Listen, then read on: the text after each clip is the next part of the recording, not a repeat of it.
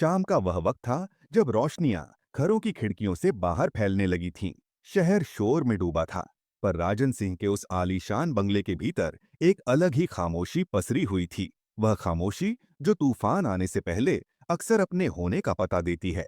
अनाया हल्के कदमों से सीढ़ियां उतर रही थी। नीले रंग की साड़ी में उसका चेहरा शांत था, पर आंखों में एक ठहराव, एक ऐसा ठहराव जो किसी को भी भला और मासूम लग सकता था। उसे नहीं पता था कि यह रात उसकी जिंदगी की सबसे क्रूर रातों में से एक बनने वाली थी। डाइनिंग हॉल में पहले से ही सारे लोग मौजूद थे। राजन के माता-पिता सख्त नजरें लेकर, राजन की बहन होठों पर अधूरी मुस्कान और आंखों में पूरी जलन, कुंदन चाचा जो हर चीख में मजा ढूंढते थे, और राजन उसका पति, वही आदमी जिसके साथ उसने सपने बुने थे, वही आदमी जो आजकल उसे देखते ही चिढ़ जाता था। और वजह कुछ नहीं, बस उसकी खामोशी, उसकी समझदारी और उसका सहनशील स्वभाव। राजन की नजर में ये सब अब कमजोरी कहलाते थे। आ गई महारानी, राजन की बहन बिंदु ने ताना मारा। अनाया कुछ नहीं बोली। वह हमेशा से ऐसी ही थी, कम बोलने वाली पर सब समझने वाली।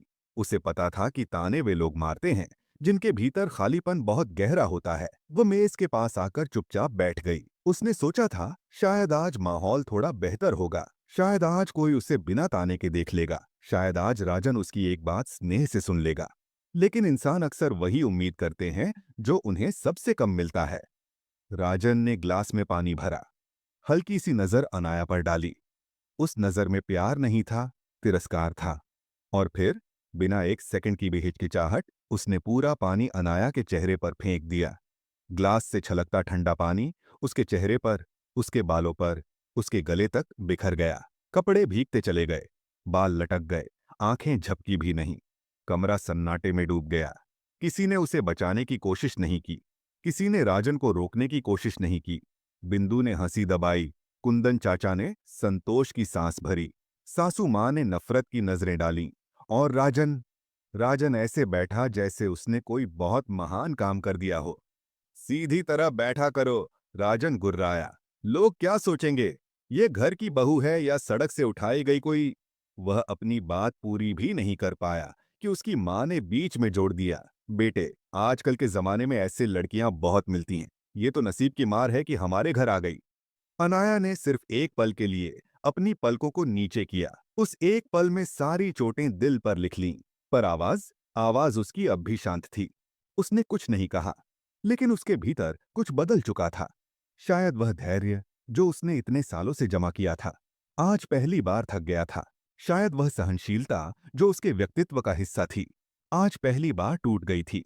लेकिन किसी को यह नहीं दिख रहा था, किसी को यह अंदाजा नहीं था कि यह वही अनाया थी जिसने चुपचाप एक ऐसे सच को छुपा रखा था जो अगर सामने आ जाए तो इसी डाइनिंग टेबल पर बैठे लोगों के चेहरे से हंसी गायब हो जाएगी। क्योंकि जो लोग आज उसे बेकार, कमजोर और लाइबिलिटी कहकर अपमानित कर रहे थे, उन्हें यह नहीं पता था वह कंपनी जिसकी मीटिंग्स में वे उसे बुलाना भी नहीं चाहते थे, उस कंपनी की 90% मालकिन वही थी। और आज उन्होंने उस स्त्री पर पानी नहीं फेंका था, उन्होंने अपनी ही मालिक पर पानी फेंका था, अपनी ही नियति पर पानी फेंका था, अपने ही पतन की शुरुआत पर पानी फेंका था। पर अभी उन्हें इस सच्चाई का अंदाजा भी नहीं था। अनाया थोड़ी देर तक वहीं बैठी रही। उसके चेहरे से पानी की बूंदें धीरे धीरे टपक रही थीं, पर उसने अपना दुपट्टा भी नहीं उठाया। वह बस स्थिर बैठी रही, जैसे कोई पत्थर, कोई धुन, कोई व्रत हो। लेकिन उसकी आंखों के पीछे एक ऐसे तूफान ने आकार लेना शुरू कर दिया था जिसे कोई देख नहीं पा रहा था। कुंदन चाचा ने ताली बजाई। वाह राजन, अब आया मजा, ऐसी ही सिखाई जाती है घर की बहू को। बिंदु मुस्कुराई। और क्या, माँ जी को कितनी बार कहना पड़ा था कि इसे काबू में रखो, आखिर मर्द होने का मतलब भी कुछ है या नहीं। राजन ने कुर्सी पीछे खींची और एक घमंड भरी मुस्कान के साथ बोला, अब समझ जाएगी कि इस घर में उसकी औकात क्या है। ये शब्द औकात अनाया के दिल में तीर की तरह चुभ गया। इतने सालों में उसने ये शब्द कई बार सुना था, कभी धीमे स्वर में, कभी जोर से, कभी बातचीत में, कभी ताने की शक्ल में। लेकिन आज आज उसे पहली बार महसूस हुआ कि यह शब्द उसके लिए नहीं, किसी और के लिए लिखा गया है। क्योंकि औकात वह नहीं खोती जिसने अपनी पहचान छुपा रखी हो। औकात वह खोता है जो अपनी असली पहचान को समझ नहीं पाता। अचानक अनाया उठ खड़ी हुई। कमरे में सबकी नजर उसकी तरफ मुड़ गई, कुछ आश्चर्य से, कुछ गुस्से से, कुछ मनोरंजन से। क्या हुआ? बिंदु ने उसकी चाल देखकर पूछा। रोने जा रही है या भागने? अनाया ने बिना किसी भाव के जवाब दिया। नहीं, मैं बस अपना चेहरा पोंछने जा रही हूँ। राजन हंस पड़ा। चेहरा?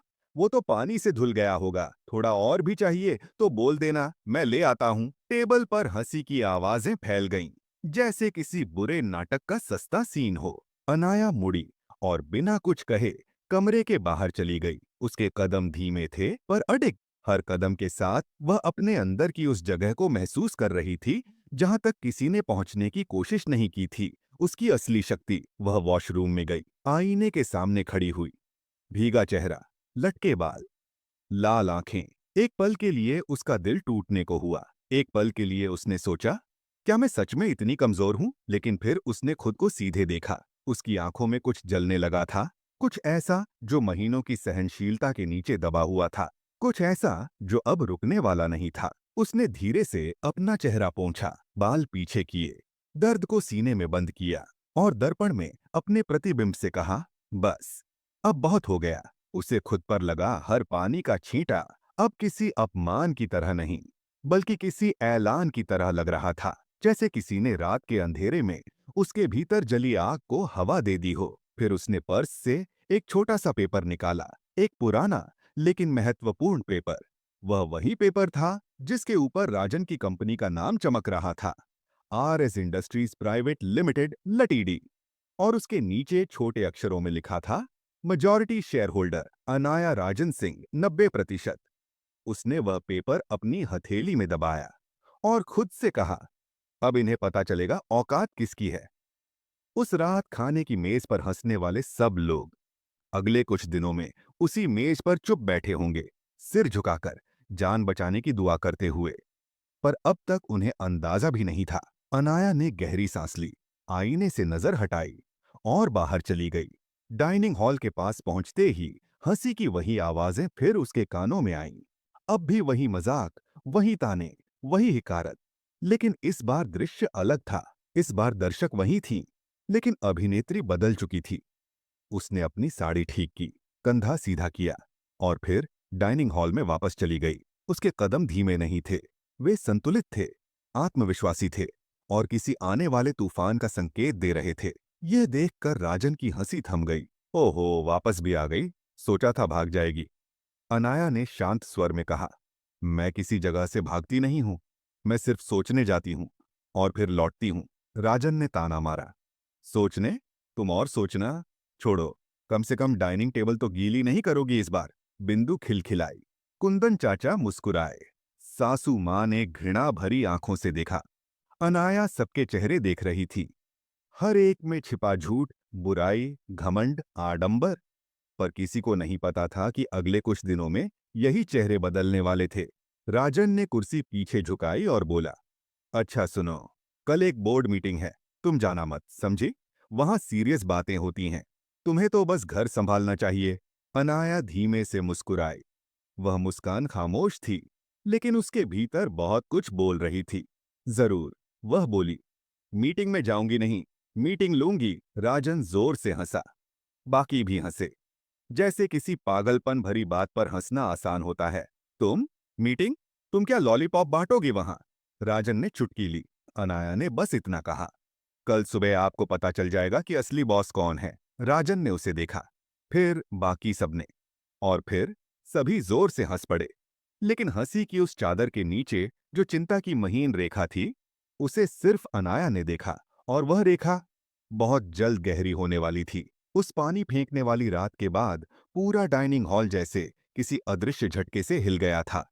लेकिन असली तूफान अभी अंदर था, प्रिया के दिल में, और उसी घर की हवा में जहां वह सालों से सम्मान के बदले चुप्पी ढोती आई थी। रात भर वह सोई नहीं, रोई भी नहीं, बस लेटी रही, छत को घूरती रही, जैसे उसके हर धागे में उन सालों की कहानी बसी हो जिनमें उसने खुद को खो दिया था। सवेरे जब कांच की खिड़कियों से धूप कमरे में आई तो ऐसा लग रहा था जैसे कमरे में दो नहीं, तीन लोग हों। वह, उसका मौन और उसका नया संकल्प। क्योंकि उस रात पहली बार पानी उसके चेहरे पर नहीं, उसकी आत्मा पर गिरा था। और आत्मा गुस्से से नहीं, बल्कि जागने से भीगती है। सुबह होते ही वह उठी, बिना किसी जल्दबाजी के, जैसे हर कदम सालों से टल रहे एक फैसले की तरफ बढ़ रहा हो। उसने अपने बाल बांधे, चेहरे पर हल्की सी मुस्कान आई। वह मुस्कान नहीं जो लोग देखते हैं, बल्कि वह जो किसी तूफान के आने का इशारा देती है। राज अभी सो रहा था, और शायद वह उस नींद का आखिरी सुकून था जो उसे बहुत वक्त तक मिलने वाला नहीं था। नीचे किचन में जाते हुए घर की मेड़ें उसे देखती रहीं। उनकी आंखों में सहानुभूति थी, वह सहानुभूति जो प्रिया हमेशा टाल देती थी। आज उसने टाली नहीं, बस चुपचाप उन्हें देखकर सिर हिला दिया, जैसे कह रही हो, अब ठीक हो जाएगा। लेकिन कैसे? क्योंकि किसी को पता ही नहीं था कि जो औरत कल सबके सामने अपमानित हुई है, वह उसी कंपनी की 90% मालिक है, जिसके सीईओ का चेहरा उसका पति गर्व से हर फोटो में उछालता है। और यह सब राज को कभी पता नहीं चला, क्योंकि राज ने कभी पूछा ही नहीं। वह पूछता भी क्यों? उसके मन में प्रिया की छवि हमेशा एक सिंपल हाउसवाइफ की ही तो रही थी, जो उसकी सफलता पर खुश, उसके फैसलों पर निर्भर, उसके गुस्से से डरने वाली और उसकी दुनिया के पीछे छिपकर जीने वाली एक शांत परछाई हो। लेकिन परछाइयां भी कभी-कभी सूरज बनने का फैसला कर लेती हैं। प्रिया ने अपना फोन उठाया। उसका हाथ कांप नहीं रहा था, उसमें डर नहीं था, बस एक निश्चय था। आज वह सब करेगी जो उसे 2 साल पहले कर लेना चाहिए था। उन्होंने एक नंबर डायल किया, एक शांत प्रोफेशनल आवाज से। आशा, बोर्ड मीटिंग आज दोपहर तक करवा दो। हाँ, सबको। और हाँ, राज को मत बुलाना। उधर से चुप्पी, फिर धीरे धीरे एक जवाब, मैम। ठीक है, जैसा आप कहें। फोन रखते समय प्रिया की आंखों में कोई गुस्सा नहीं था, सिर्फ एक ठंडा सा सुकून, जो किसी लंबे युद्ध की शुरुआत से पहले का शांत पल होता है। राज देर से उठा। हैंगओवर नहीं था, लेकिन रात का नशा, उसका गुस्सा, उसकी आदतें, सब जैसे अब भी लिपटी हुई थीं। नीचे आने पर उसने प्रिया को नहीं देखा, और यह बात उसे थोड़ी खटक गई। आदतन उसने मेड से पूछा, मैडम कहाँ हैं? मेड ने एक झिझक भरी आवाज में कहा, ऑफिस गई हैं। राज का माथा सिकुड़ गया। इस वक्त किस लिए? लेकिन उत्तर उसे मिलने वाला नहीं था।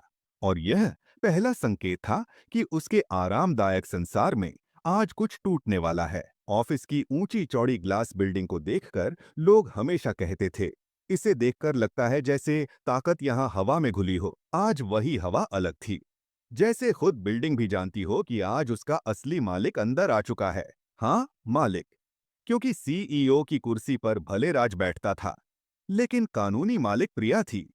कंपनी के कॉन्फ्रेंस रूम में जब वह दाखिल हुई, तो सारे बोर्ड मेंबर्स खड़े हो गए। कई लोग उसे पहचानते भी नहीं थे, क्योंकि राज कभी उसे मीटिंग्स में शामिल नहीं होने देता था। वह हमेशा कहता, ये बिजनेस की बातें हैं, तुम कहाँ समझ पाओगी। लेकिन आज वही लोग उसकी तरफ ऐसी नजरों से देख रहे थे, जैसे किसी बहुत बड़े खुलासे का इंतजार हो। प्रिया ने मीटिंग शुरू की, सीधे, बिना घुमाव के। आज हम कंपनी की पॉलिसी, मैनेजमेंट और डायरेक्टर्स की स्ट्रक्चर में कुछ बड़े बदलाव करने जा रहे हैं। कमरे में सरसराहट फैल गई। फिर प्रिया ने वह फाइल खोली, वह फाइल जिसे उसने वर्षों संभाल कर रखी थी, वह फाइल जिसमें लिखा था, शेयर डिस्ट्रीब्यूशन, प्रिया मल्होत्रा 90%, राज मल्होत्रा 10%। कमरा थम गया। कुर्सियां, सांसें, आंखें, सब थम गए। एक ही सवाल हवा में तैर गया, ये सब कैसे? और तभी दरवाजा खुला। राज अंदर आया। उसकी आंखें लाल थीं, लेकिन गुस्से से नहीं, बल्कि उस चौंक से जो इंसान को अपना ही वजूद छोटा लगने पर होती है। प्रिया, तुम यहां? और ये मीटिंग मुझे किसने बताया? प्रिया ने उसकी तरफ देखा, सीधे, स्थिर और बिना झुके। तुम्हें बुलाया ही नहीं गया, राज। और यहीं से खेल बदलना शुरू हुआ। राज दरवाजे पर खड़ा था, और पहली बार उसे एहसास हुआ कि यह वह जगह नहीं जहां लोग उसे देखकर खड़े हो जाते हैं। यह वह कमरा था जहां लोग मालिक को देखकर खड़े होते हैं। और आज वह मालिक वह नहीं, बल्कि प्रिया थी। उसकी आवाज में जितना शक, उतना ही घमंड मिला हुआ था। प्रिया, ये तुम क्या कर रही हो? यह मीटिंग मेरी है, यह कंपनी मेरी है, तुम्हें यहां आने का हक। वह वाक्य पूरा ही नहीं कर पाया। प्रिया ने फाइल उसकी ओर बढ़ाई। चेहरा शांत था, आवाज उससे भी शांत, लेकिन शब्द इतने भारी कि जैसे कमरे की हवा को भी वजन दे रहे हों। इस कंपनी के 90% शेयर मेरे नाम हैं, राज। इसका मतलब ये मीटिंग भी मेरी है और फैसले भी मेरे। राज की आंखों में जो सदमा उभरा, वह किसी अपमान जैसा नहीं था। वह ऐसा सदमा था जैसे कोई अपनी ही बनाई दुनिया का दरवाजा खोल कर देखे और पाए कि अंदर उसकी कुर्सी पर अब कोई और बैठा है। ये ये कैसे हो सकता है? वह हकलाया। प्रिया मुस्कुराई नहीं, केवल बोली, तुमने कभी पूछा ही नहीं कि शुरुआत में पूंजी किसने लगाई थी। तुम सोचते रहे कि मेरे पिता ने तुम्हें गिफ्ट दी थी, जबकि असल में उन्हें यकीन था कि तुम बिजनेस संभाल लोगे और मुझे उस पर भरोसा था कि तुम मुझे बराबरी दोगे। लेकिन तुमने क्या दिया राज? बेइज्जती, घमंड और कल रात तो पानी फेंकने तक। कमरा खामोश हो गया। बोर्ड मेंबर सांस रोके बैठे थे। यह वह ड्रामा नहीं था जिसकी लोगों को आदत हो। यह ऐसा सच था जो लोगों की धारणा को चीर देता है। राज के चेहरे का रंग उतर चुका था। उसका दिमाग भाग रहा था, गुस्से से नहीं, डर से।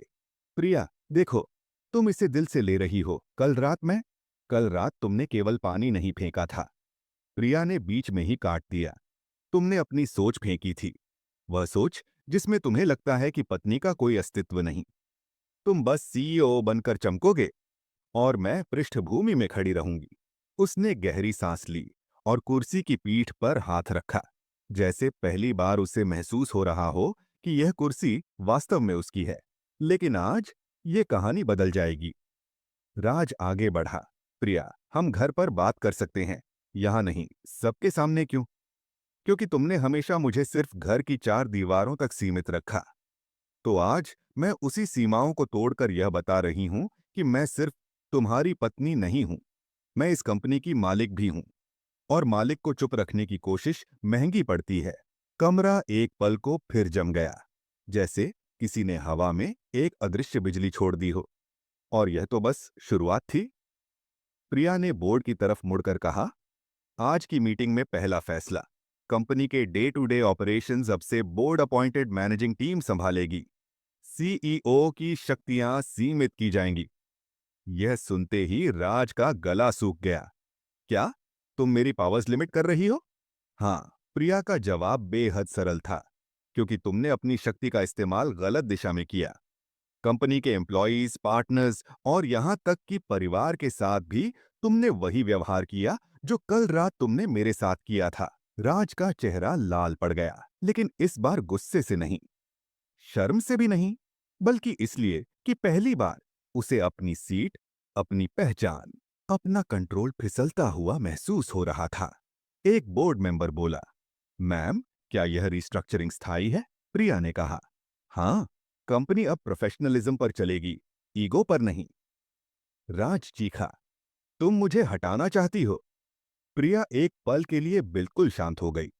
वह शांति नहीं जो डर से आती है, बल्कि वह जो दृढ़ निश्चय से आती है। नहीं राज, उसने कहा, मैं तुम्हें हटाना नहीं चाहती, मैं तुम्हें बदलना चाहती थी। लेकिन अब मैं तुम्हें रोकना चाहती हूं, क्योंकि अगर मैं नहीं रोकी तो तुम इस कंपनी को बर्बाद कर दोगे। हर शब्द किसी हथौड़े जैसा था। राज के पैर जैसे जमीन से चिपक गए।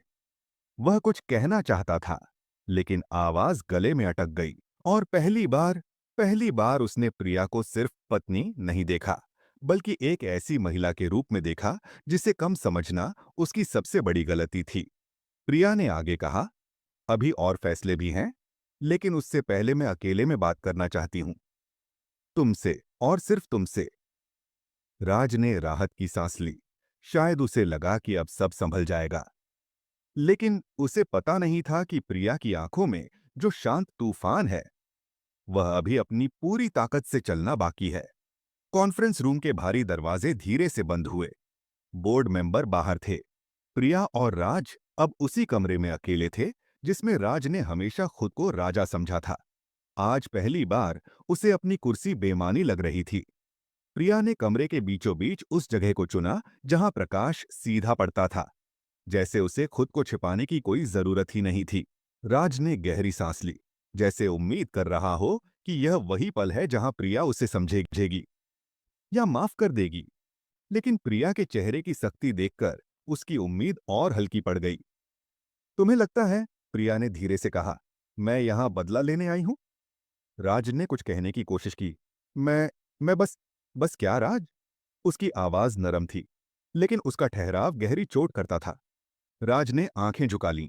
कल रात मेरी गलती थी। मैं मैं बस गुस्से में था। कभी कभी मुझसे। गलती? प्रिया ने लगभग फुसफुसाते हुए कहा। तुम्हें लगता है कि यह बेइज्जती, यह अपमान, ये सब सिर्फ एक गलती थी? उसने राज की आंखों में सीधे देखा। एक पत्नी नहीं, एक व्यापारी, एक मालिक, एक इंसान की तरह, जिसे खुद को साबित करने के लिए किसी वैलिडेशन की जरूरत नहीं थी। राज, कल रात तुमने पानी मेरे चेहरे पर नहीं फेंका था। तुमने अपनी सोच, अपनी मेंटालिटी, अपना ईगो मेरी पूरी पहचान पर फेंका था। राज थोड़ा आगे बढ़ा। मैं सच में माफी मांग रहा हूं, लेकिन इस तरह, कंपनी के सामने। कंपनी। प्रिया की आवाज हल्की सी हंसी में बदल गई। वह हंसी जो व्यंग्य से नहीं, बल्कि किसी गहरे एहसास से आती है। तुम्हें कंपनी की इज्जत की चिंता है, जबकि तुम्हें अपनी पत्नी की इज्जत की कभी नहीं थी। राज चुप रहा। इस बार उसके पास कुछ कहने को नहीं था। प्रिया आगे बोली। राज, मैंने हमेशा तुम्हें आगे बढ़ते देखा। तुम्हारी एम्बिशन, तुम्हारे सपने, तुम्हारी मेहनत, और हमेशा चाहा कि हम दोनों एक टीम बने। लेकिन तुमने कभी मुझे पार्टनर समझा ही नहीं। उसने धीरे धीरे राज के पास जाकर कहा, क्या तुम जानते हो मैंने शुरुआत में तुम्हारे 10% शेयर क्यों रखे थे? राज ने सिर हिलाया। क्योंकि मुझे लगा था कि यह तुम्हारे लिए इनफ होगा। तुम कंपनी के ऑपरेशंस संभालना चाहोगे, मैं फाइनेंस और लीगल, हम दोनों मिलकर इस एम्पायर को खड़ा करेंगे। लेकिन तुमने अपने हिस्से का एम्पावरमेंट नहीं चुना, तुमने मेरे हिस्से का कंट्रोल चुना। राज ने आंखें बंद कर लीं, जैसे हर शब्द उसे भीतर तक चीर रहा हो। तो अब, उसने धीमे से पूछा, क्या तुम मुझे कंपनी से निकाल दोगी? प्रिया पीछे हट गई। खिड़की के पास जाकर उसने बाहर की सड़क को देखा। लोग भाग रहे थे, गाड़ियां चल रही थीं, दुनिया आगे बढ़ रही थी। नहीं, प्रिया ने कहा, मैं तुम्हें निकालने नहीं आई हूं। मैं तुम्हें दिखाने आई हूं कि जो पोजीशन तुम्हें मिली थी, वह गिफ्ट थी, और गिफ्ट्स हमेशा जिम्मेदारी की मांग करती हैं, न कि घमंड की। राज चुपचाप सुनता रहा। तुम सीईओ बने रहोगे, प्रिया ने कहा, लेकिन अब तुम्हें हर कदम रिपोर्ट करना होगा, क्योंकि तुम्हारी अनकंट्रोल्ड डिसीजन से कंपनी खतरे में पड़ रही थी। राज की सांस तेज हो गई। मतलब, तुम अब मुझ पर नजर रखोगी?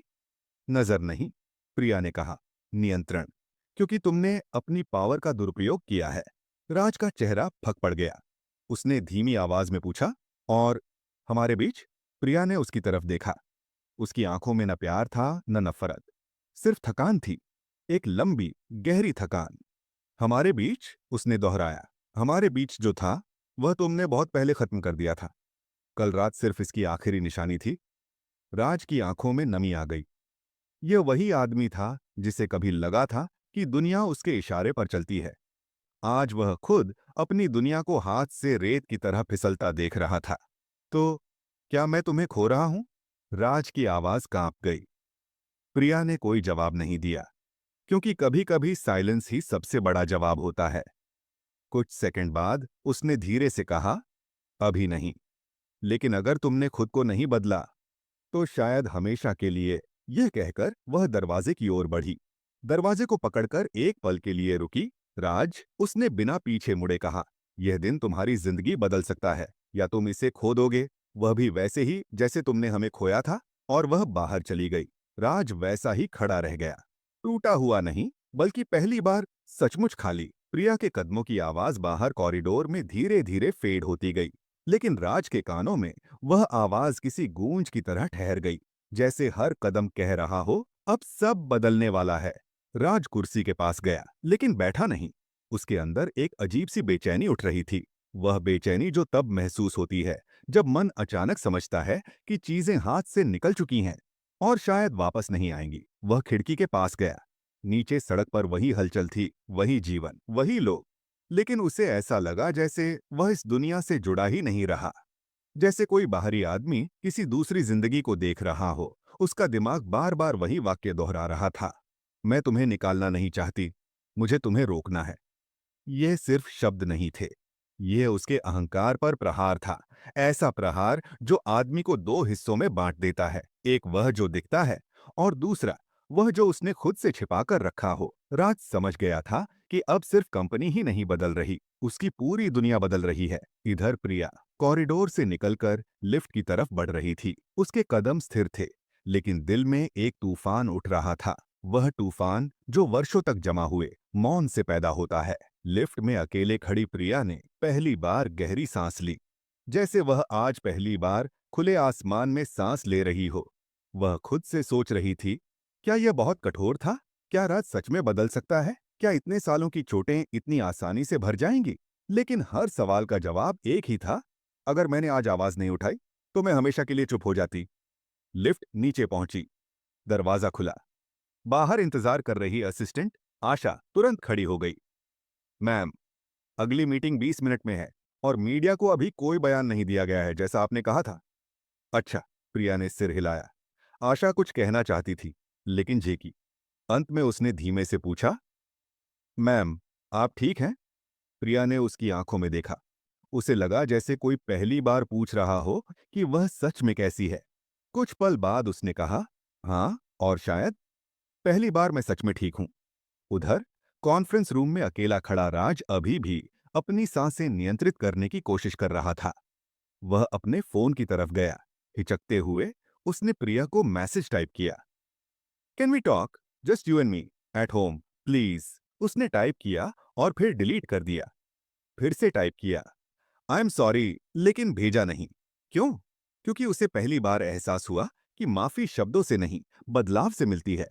और शायद उसने आज तक बदलाव की कोशिश भी नहीं की थी। उसने कुर्सी पर बैठकर आंखें बंद कर लीं। वह चेहरा सामने आने लगा जो कल रात पानी से भीगा था और आज कंपनी के बोर्डरूम में तूफान की तरह चमक रहा था। उसे लगा, मैंने प्रिया को कभी जाना ही नहीं। मैंने सिर्फ उसका एक रूप देखा, वह रूप जो मैंने अपने कन्वीनियंस से बनाया था। और यही एहसास आदमी को भीतर से तोड़ भी देता है और फिर से बनाने की कोशिश भी करवाता है। कंपनी में हलचल फैल चुकी थी। लोग विस्पर कर रहे थे, मैडम मालिक हैं तो इतने सालों से राज्य कैसे चला रहे थे? क्या उन्हें पता था अब कंपनी में क्या होगा? हर तरफ क्यूरियोसिटी, शॉक और एडमिरेशन का मिश्रण था। कुछ लोगों के लिए यह एम्पावरमेंट था, कुछ के लिए गॉसिप, कुछ के लिए इंस्पिरेशन। लेकिन एक चीज सबके लिए कॉमन थी। पूरी कंपनी समझ चुकी थी कि आज का दिन इतिहास में लिखा जाएगा। दोपहर होते होते राज को अचानक सिक्योरिटी टीम के हेड का कॉल आया। सर, एक प्रॉब्लम है। राज का दिल धड़क उठा। कौन सी प्रॉब्लम? सर, आवाज घबराई हुई थी। मैम ने पूरा एक्सेस कंट्रोल सिस्टम बदलवा दिया है। अब सभी हाई लेवल परमिशंस उन्हीं के पास हैं। राज कुछ सेकंड तक कुछ बोल ही नहीं पाया। उसकी उंगलियां टेबल पर ठहर गईं। मतलब? उसने पूछा। मतलब, सर, सिक्योरिटी हेड ने गहरी सांस ली। आपके पास अब वही एक्सेस है जो एक रेगुलर विभाग के हेड के पास होता है। राज का दिल बैठ गया। उसे ऐसा महसूस हुआ जैसे किसी ने उसकी आइडेंटिटी हाथ से खींच ली हो। ठीक है, उसने मुश्किल से कहा, मुझे थोड़ी देर दो, मैं देखता हूं। फोन काटते ही उसने अपना चेहरा हाथों में छिपा लिया। और दूसरी तरफ प्रिया एक कॉन्फ्रेंस रूम में नए मैनेजमेंट टीम के साथ बैठी थी।